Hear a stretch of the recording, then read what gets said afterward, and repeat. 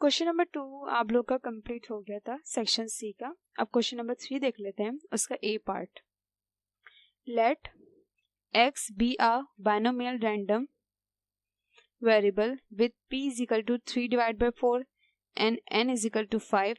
Find 1 क्या है हमारे पास, probability x is equal to 4 और नंबर 2 जो प्रोबेबिलिटी हमसे पूछी गई है वो है x लेस देन और ये इक्वल टू का साइन और 2।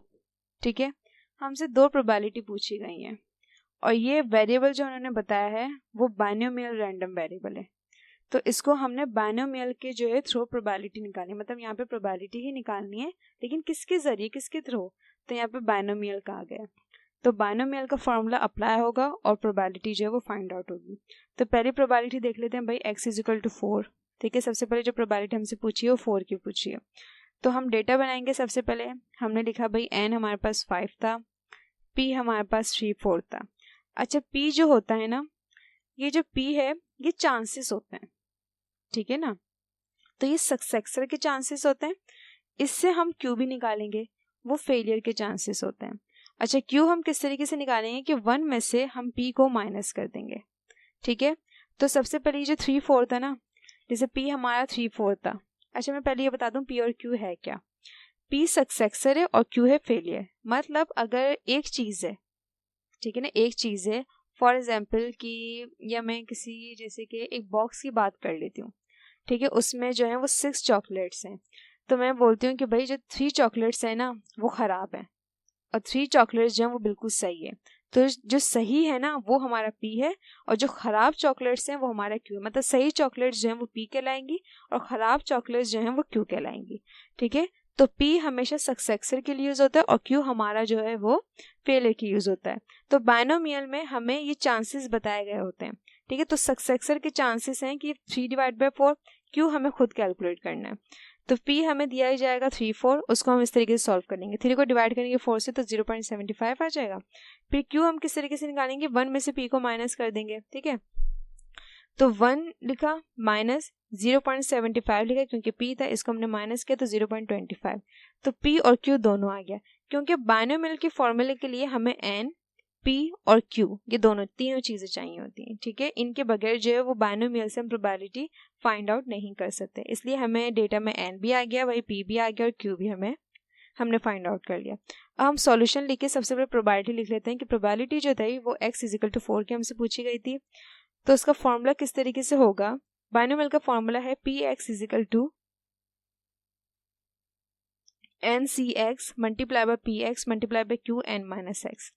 तो प्रोबेबिलिटी p की जगह हम p ही लिख देंगे, x की जगह क्या आ जाएगा, जो प्रोबेबिलिटी हमसे पूछी गई है x इज इक्वल टू 4 आ जाएगा, इज इक्वल टू n क्या था हमारे पास 5, c कॉम्बिनेशन x क्या था हमारे पास 4, ये हमने 4। ठीक है, ये जो x है जिस चीज़ की प्रोबेबिलिटी हमसे पूछी जाएगी ना, मतलब जिस नंबर की प्रोबेबिलिटी हमसे पूछी जाएगी वो x कहलाएगा। तो यहाँ पे 4 की प्रोबेबिलिटी हमसे पूछी गई है, मींस ये x है हमारा, तो इस x की जगह हमने 4 लिख दिया। मल्टीप्लाई का साइन ऐसे आ गया, p हमारे पास जो है वो 0.75 है, x हमारे पास 4 है, मल्टीप्लाई का साइन ऐसे आ गया, q हमारे पास 0.25 है, n हमारे पास 5 है, माइनस x हमारे पास 4 है। वैल्यूज पुट कर दी हमने, p x is equal to 4 is equal to 5c4, इसका हमने कॉम्बिनेशन लेंगे तो हमारे पास 5 आएगा, मल्टीप्लाई का साइन ऐसे आएगा, 0.75 की पावर ले लेंगे 4 तो इसका आंसर आएगा 0.3164, मल्टीप्लाई ऐसे आ गया 0.20। अच्छा, 5 में से पहले हम 4 को माइनस करेंगे तो इसकी पावर अगर देखी जाए, ठीक है, 0.25 हम ऐसे लेंगे, पहले इनकी पावर जो है ना वो 2 इसको माइनस हो रही है, मतलब इनकी पावर जो है वो आपस में माइनस हो रही है, तो इसकी पावर हम अभी नहीं लेंगे, हम 0.25 को ऐसे ही एज इट इज़ नीचे उतार लेंगे और 5 माइनस 4 1 हो गया। अब p x is equal to 4 is equal to 5 ऐसे आ गया, मल्टीप्लाई का साइन ऐसे आ गया, 0.3164 ऐसे आ गया, मल्टीप्लाई का साइन ऐसे आ गया, 0.25 की पावर 1 लिया तो हमारे पास वही आंसर आ जाएगा 0.25। किसी की भी पावर अगर 1 होती है तो वो एज इट इज ऐसे ही आ जाता है, तो 0.25 ऐसे ही आ जाएगा। p x is equal to 4 is equal to 5 को मल्टीप्लाई करा 0.3164 से, फिर उसको मल्टीप्लाई करा 5 को मल्टीप्लाई करेंगे 0.3164 से, फिर उसको मल्टीप्लाई करेंगे 0.25 से, तो हमारे पास आंसर जो आएगा वो 0.3955। ठीक है, तो ये प्रोबेबिलिटी 4 का आंसर आ गया 0.3955। अब हम जो दूसरी प्रोबेबिलिटी है वो दी हुई है probability x less than equal to का साइन 2। अच्छा, जब लेस देन हो और नीचे इक्वल टू का साइन हो तो वो एटमोस्ट कहलाता है, ठीक है, एटमोस्ट कहलाता है। तो उन्होंने जो प्रोबेबिलिटी हमसे पूछी है वो ये पूछी है कि x जो है वो ज़्यादा से ज़्यादा 2 हो, 2 से ज़्यादा ना हो, 2 से कम हो, ठीक है। एटमोस्ट का मतलब होता है कि ज़्यादा से ज़्यादा हो, उससे ज़्यादा ना हो, उससे कम हो। जैसे यहाँ पे एटमोस्ट 2 का है तो वो कह रहे हैं कि ज़्यादा से ज़्यादा 2 हो, 2 से ज़्यादा नहीं होना चाहिए, 2 से कम हो तो वो चल सकता है। तो हमें 2 की प्रोबेबिलिटी भी निकालनी होगी, 2 से ज़्यादा का उन्होंने मना कर दिया है तो 2 की निकालेंगे, 2 से कम की उन्होंने कहा है तो 2 से जो कम है वो 1 है और 1 से जो कम है वो 0। यहाँ पे 0 तक की प्रोबेबिलिटी निकलती है। अगर कम की अगर बात आई ना तो 0 तक की प्रोबेबिलिटी निकलेगी। तो उन्होंने कहा ज़्यादा से ज़्यादा 2 हो, 2 से ज़्यादा ना हो, 2 से कम हो तो चलेगा। तो 2 की प्रोबेबिलिटी निकलेगी, 2 से कम 1 है, 1 की प्रोबेबिलिटी निकलेगी, 1 से कम 0 है तो 0 की प्रोबेबिलिटी निकलेगी। तो हमने ये लिखा कि probability x less than equal to का साइन 2, मतलब x एट मोस्ट 2 जो प्रोबेबिलिटी है वो किसके बराबर है, probability x is equal to plus probability x is equal to 1 probability x is equal to 0, ठीक है। ये जो प्रोबेबिलिटी है ना वो ये तीनों प्रोबेबिलिटी के बराबर है, ठीक है।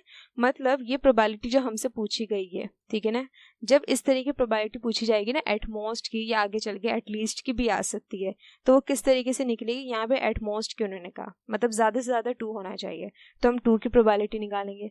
वो कह रहे हैं 2 से ज़्यादा ना हो, 2 से कम हो, तो 2 से कम है 1, हम 1 की प्रोबेबिलिटी निकालेंगे। फिर 1 से जो कम है वो 0, हम 0 की प्रोबेबिलिटी निकालेंगे। फिर इन तीनों की प्रोबेबिलिटी को आपस में प्लस करेंगे तो हमें जो है वो ये पता चलेगा, प्रोबेबिलिटी x एट मोस्ट 2, ठीक है। इन तीनों की प्रोबेबिलिटी को जब प्लस करेंगे तो हमारे पास इसका आंसर आएगा। तो हमने p x एट मोस्ट 2 लिखा इक्वल टू तो हमें यहाँ पे 3 फॉर्मूले अप्लाई होंगे, मतलब जो बाइनोमियल का जो फॉर्मूला है ना वो 3 टाइम अप्लाई होगा। फिर इन तीनों फॉर्मूले, ठीक है, 3 टाइम अप्लाई होगा। जैसे हमने पहले x इज इक्वल टू 2 के लिए हमने अप्लाई किया, फिर x इज इक्वल टू 1 के लिए हमने वही फॉर्मूला अप्लाई किया, फिर x इज इक्वल टू 0 के लिए हमने वो फॉर्मूला अप्लाई किया। मतलब यहाँ पे 3 टाइम जो फॉर्मूला अप्लाई क्यों हो रहा है, क्योंकि हमें 3 प्रोबेबिलिटी निकालनी है। हमें 2 की प्रोबेबिलिटी निकालनी है, 2 के लिए फॉर्मूला अप्लाई कर दिया। फिर 1 की प्रोबेबिलिटी निकालनी है, 1 का फॉर्मूला अप्लाई कर दिया। 0 की प्रोबेबिलिटी निकालनी है तो 0 के लिए फॉर्मूला अप्लाई कर दिया। और इन तीनों फॉर्मूले के बीच में मतलब इनके दरमियान में जो है वो प्लस का साइन हमने लगा दिया। अब वैल्यूज पुट करते हैं और ये इसी तरीके से चलता आएगा। P X at most 2 is equal to, अच्छा सबसे पहले 2 की प्रोबेबिलिटी हम पता कर रहे हैं, ठीक है। अच्छा n जो है ना, अब सबसे पहले इस वाले फॉर्मूले में मैं वैल्यूज पुट कर रही हूँ, ठीक है। तो n की जगह क्या आ जाएगा 5, क्योंकि 5 जो है n क्या है हमारे पास 5, ठीक है। तो इस n की जगह हमारे पास 5 आ जाएगा। कॉम्बिनेशन इसी तरह आ गया। 2 की प्रोबेबिलिटी पता लगा रही हूँ तो इस फॉर्मूले में जो x की वैल्यू होगी वो 2 होगी, ठीक है। तो x की जगह मैंने 2 लिख दिया। मल्टीप्लाई का साइन ऐसे आ गया। p क्या था हमारे पास 0.75, उसके ऊपर x की पावर, तो यहाँ पर जो x है वो 2 है। मल्टीप्लाई का साइन ऐसे आ गया। q है 0.25, n क्या है हमारे पास 5, x क्या है हमारे पास 2 और बीच में माइनस का साइन। इस फॉर्मूले में जो x की पावर है ना, मतलब x जो है वो 2 है, इसलिए हमने 2 लिखा। अब प्लस का साइन आ गया। अब सेकंड फॉर्मूले में वैल्यूज पुट करूंगी तो n तो वही रहेगा 5 हमारा। कॉम्बिनेशन ऐसी रहेगा। यहाँ पे जो x की वैल्यू है वो 1 है तो हम यहाँ पे x की वैल्यू जो लिखेंगे 1 लिखेंगे। मल्टीप्लाई का साइन ऐसे आ गया। p 0.75, उसके ऊपर x की पावर, तो x हमारे यहाँ पे 1 है, हमने 1 लिख दिया। मल्टीप्लाई बाय q क्या है 0.25, उसके ऊपर n माइनस एक्स की पावर है, तो n तो हमारा 5 ही है, यहाँ पर x जो है वो 1 है तो हमने 1 और ये माइनस का साइन ऐसी का ऐसी आ गया। ये 2 फॉर्मूले में हमने वैल्यूज पुट कर ली। थर्ड फॉर्मूला प्लस का साइन ऐसी आ गया, n हमारा 5 ही रहेगा। कॉम्बिनेशन ऐसी आ गया। यहाँ पे जो x की वैल्यू है वो 0 है तो यहाँ पर x की जगह 0 आएगा। मल्टीप्लाई का साइन ऐसे आ गया। p हमारा क्या है 0.75, उसके ऊपर x की पावर, x क्या है हमारा 0, यहाँ पे हमने 0 लिख दिया। मल्टीप्लाई ऐसे आ गया। q क्या है हमारा 0.25, उसके ऊपर n माइनस एक्स की पावर, तो यहाँ पे n तो 5 ही रहेगा, माइनस x जो है यहाँ पे 0, हमने 0 लगा दिया। ये हमने तीनों फॉर्मूले में वैल्यूज पुट कर ली, ठीक है। P X at most 2 is equal to 5 से 2 का कॉम्बिनेशन लेंगे तो 10 आएगा। मल्टीप्लाई का साइन ऐसे आ गया।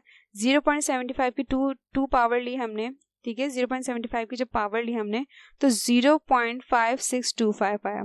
मल्टीप्लाई का साइन ऐसे आ गया। 5 में से जब 2 जाएंगे तो 3 बचेगा, तो 0.25 की पावर लेंगे हम 3, तो 0.0156। प्लस का साइन ऐसे आ गया। 5 से 1 कॉम्बिनेशन लेंगे तो 5 ही आ गया। मल्टीप्लाई ऐसे आ गया। मैंने बताया था कि किसी की पावर अगर 1 हो तो उसका आंसर वही होता है, जो मतलब 0.75 की पावर 1 है तो ये ही रहेगा। तो यहाँ पे मैंने 0.75 एज इट इज उतार लिया। मल्टीप्लाई का साइन ऐसे आ गया। 5 में से 1 जाएंगे तो 4 बचेगा, तो 0.25 की जो पावर होगी 4 होगी, तो 0.25 की जो पावर हमने 4 ली, देखें 5 में हम डायरेक्ट यहीं पे माइनस कर देंगे। जब 5 - 1 हुआ तो हमारी जो पावर हुई वो 4 हुई, तो 0.25 की जो पावर है वो 4 रही, तो हमने 0.25 की पावर 4 ले ली, तो इसका आंसर आया 0.003906। प्लस का साइन ऐसे आ गया। 5C कॉम्बिनेशन लिया, 5CO कॉम्बिनेशन, ये O नहीं है 0 है, ठीक है। तो इसका कॉम्बिनेशन लेंगे तो हमारे पास 1 आता है, ठीक है। जब भी इस तरह की सिचुएशन हो कि यहाँ पे कोई बड़ा नंबर हो और कॉम्बिनेशन जो वो 0 के साथ हम ले रहे हो, तो हमारा वही आंसर आ जाए, 1 आंसर आता है। तो यहाँ पे 1 आंसर आया। मल्टीप्लाई का साइन ऐसे आएगा, किसी की पावर अगर 0 होती है तो उसका आंसर भी 1 होता है, तो हमने इसका आंसर भी 1 ले लिया। मल्टीप्लाई का साइन ऐसे आ गया। 5 में से 0 जाएंगे तो 5 ही बचेगा, तो 0.25 की पावर 5 हुई, तो हमने जब इसकी 5 पावर ली तो इसका आंसर आया 0.000965, ठीक है। px at most 2 equal to 10 को मल्टीप्लाई कर देंगे इससे, फिर इसको मल्टीप्लाई कर देंगे इससे, तो इसका आंसर आएगा ये। प्लस का साइन ऐसे आ जाएगा। 5 को मल्टीप्लाई कर देंगे 0.75 से, फिर इसको मल्टीप्लाई कर देंगे 0.003906 से, तो इसका आंसर आ जाएगा ये। प्लस का साइन ऐसे कैसे आएगा, जब इसको आपस में आप मल्टीप्लाई करेंगे तो आपके पास आंसर यही आ जाएगा 0.00096765। अब ये तीनों प्रोबेबिलिटी के हमारे पास आंसर आ गए कि हमने ये 2 की प्रोबेबिलिटी निकाली, ये 1 की प्रोबेबिलिटी निकाली और ये 0 की प्रोबेबिलिटी निकाली। अब इन तीनों के आंसर को हम प्लस कर देंगे तो हमारे पास आंसर किसका आ गया, प्रोबेबिलिटी x एट मोस्ट 2 का आंसर जो आया वो 0.1032, ठीक है। ये इस तरीके से जो है वो प्रोबेबिलिटी निकलेगी।